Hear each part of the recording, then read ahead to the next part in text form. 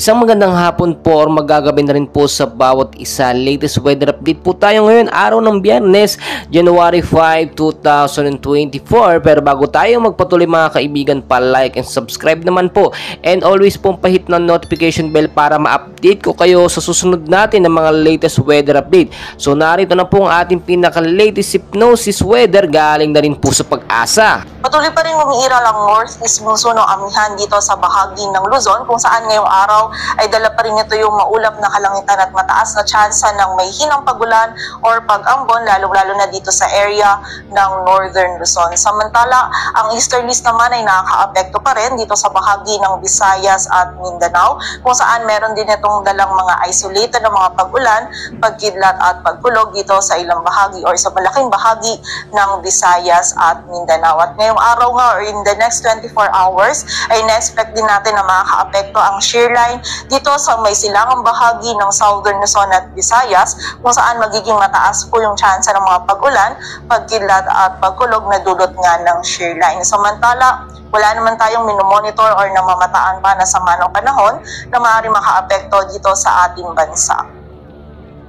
At para nga sa magiging lagay ng panahon ngayong araw ng Biyernes, maulap na kalangitan at mataas na tsansa ng mga pag-ulan, pagkilat at pagkulog ang mararanasan dito sa bahagi ng Bicol Region dulot ng shear line. Samantala, meron naman tayong mga isolated na mga pag-ulan, pagkilat at pagkulog dito sa bahagi ng Mimaropa, dulot naman po yan ng mga localized thunderstorms. At dito naman sa bahagi ng Cagayan Valley, Apayao, Kalinga, Mountain Province, Ifugao, maging sa bahagi din ng Aurora at Quezon, ay magiging maulap yung kalangitan at mataas yung tsansa ng mga may hinang pagulan or pag-ambon na dulot ng amihan. At dito po sa Metro Manila, maging sa nalalabing bahagi pa ng Luzon ay magiging bahagyang maulap hanggang sa maulap yung ating kalangitan or generally fair weather condition yung ating mararanasan. Ngunit meron pa rin tayong posibilidad ng mga may hinang pagulan or pag-ambon na dulot pa rin ng amihan.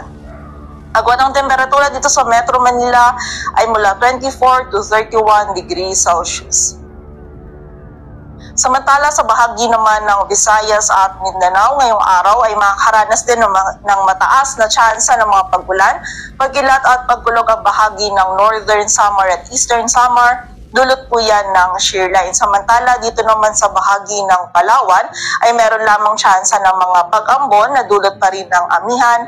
At sa nalalabing bahagi naman po ng Visayas maging dito sa buong bahagi ng Mindanao ay generally fair weather condition yung ating mararanasan. Ngunit meron pa rin posibilidad ng mga isolated or yung mga biglaan at mga panandaliang pag-ulan, pagkilat at pagkulog dulot yan ng easterlies at ng mga localized thunderstorms. And during severe thunderstorms, itong mga pag-ulan po nito ay posible pa rin maging katamtaman hanggang sa mga malalakas na pag-ulan na maaaring magdulot ng pagbaha at pagguho ng lupa. So pag-ingat pa rin po para sa ating mga kababayan. Agwat ang temperatura sa Cebu ay mula 26 to 31 degrees Celsius at sa Davao naman ay 25 to 34 degrees Celsius.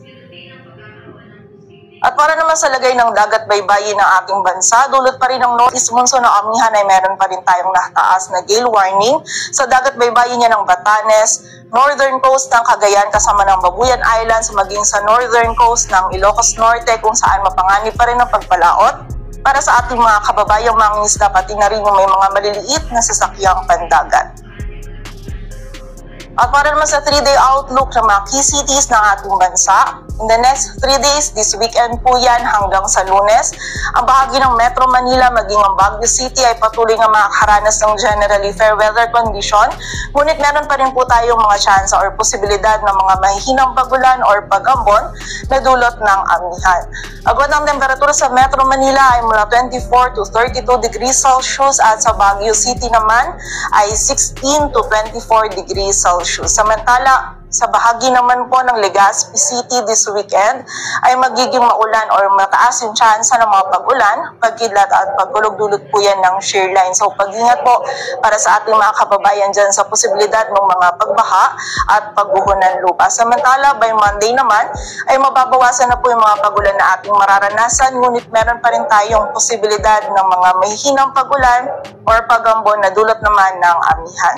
Agwat ng temperatura sa Legazpi City ay mula 25 to 30 degrees Celsius. Samantala, Dito naman sa bahagi ng Metro Cebu in the next 3 days ay patuloy lamang po tayong makakaranas ng mga isolated na mga pagulan, pagkilat at pagkulog. Dulot po yan ng mga localized thunderstorms. Agad ang temperatura sa Metro Cebu ay mula 25 to 31 degrees Celsius. Samantala, sa Metro Davao naman po bukas ng Saturday ay may posibilidad na maging mataas yung tsansa ng mga pagulan, pagkilat at pagulog. Dulot po yan ng easterlies. And by Monday naman ay mababawasan yung mga pagulan nito. Ngunit meron pa rin tayong posibilidad ng mga biglaan at mga panandaliang pagulan, pagkilat at pagulog. Dulot yan ng mga localized thunderstorms.